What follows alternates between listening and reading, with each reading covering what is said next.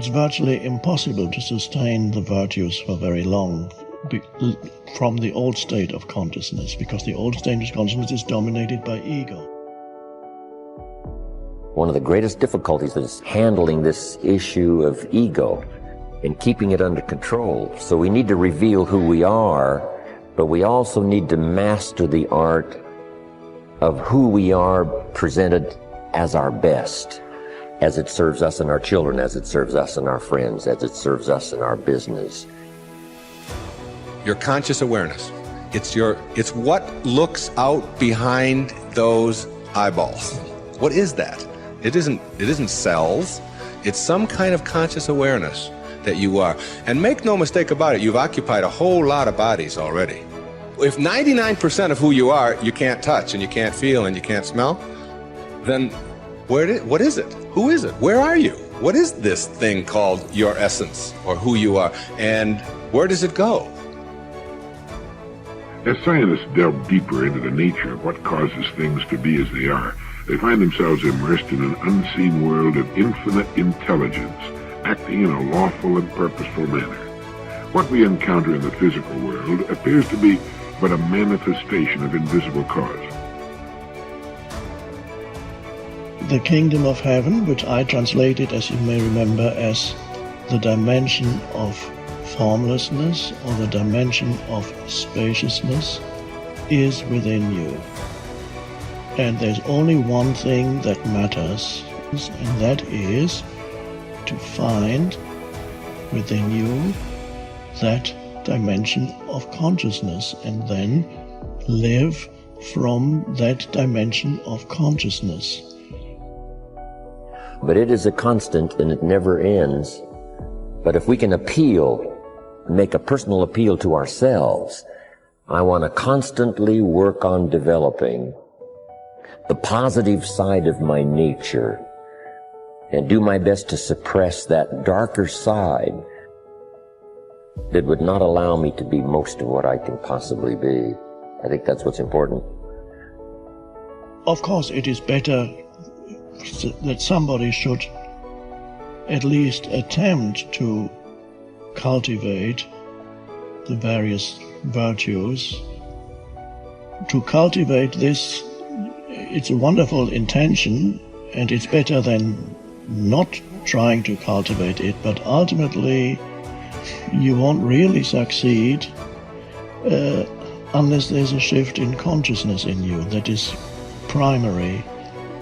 Make sure what you do is the product of your own conclusion, not to do what someone else says. Take what someone else says, process it, think about it, ponder it. If it makes you wonder, if it makes you think, then it's valuable. Then when you go take action, make sure that the action is not what somebody told you to do. Make sure the action is the product of your own conclusion. A lot of people say, I want to quieten my mind, and then they struggle in meditation, but trying to quieten the mind is a thought, so it's also the mind. So you can't use the mind to quieten the mind, right? All you have to do is ask yourself, what am I aware of right now? And then favor the awareness instead of the experience, because the experience is a projection of the mind. Awareness is independent. Awareness is infinite possibilities. It's limitless. It's beyond imagination. It's infinite. It's the real you that recycles as body-mind. People talk about reincarnation, but reincarnation is happening every second. Every thought that you have is a reincarnated thought. Every perception that you have is actually a recycled perception. We just get bamboozled as soon as we're given a name. So, I was given a name, Deepak Chopra. Now, that is a symbol of who I am. It's not who I am. But, if you repeat somebody's name enough, you're David, you're David, you're David, then the poor kid is screwed because he thinks he's David, when in fact he's the infinite being with a name called David. So, you're not your name. Your name is a symbol of who you are.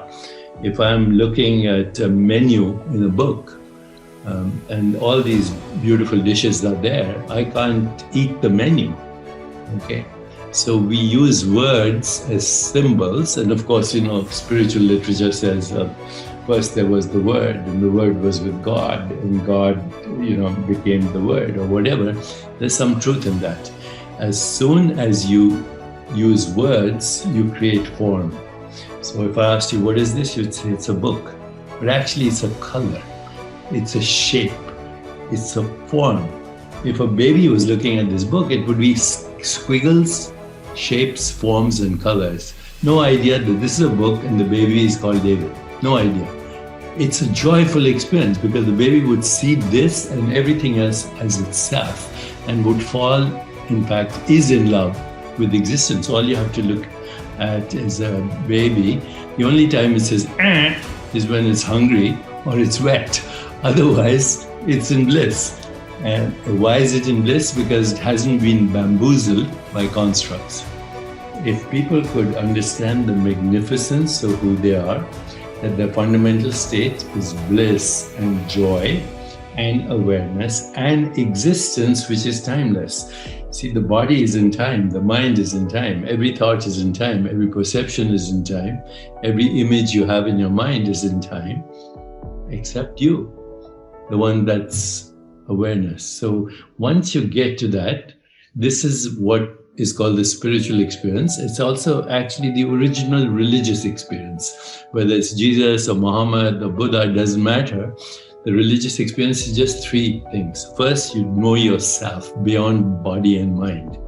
Second, you have the emergence of Platonic truth, which is goodness, harmony, peace, empathy, compassion, love, kindness, joy. And the third religious experience, not religion, I'm not talking about religious dogma, religious experience, loss of the fear of death.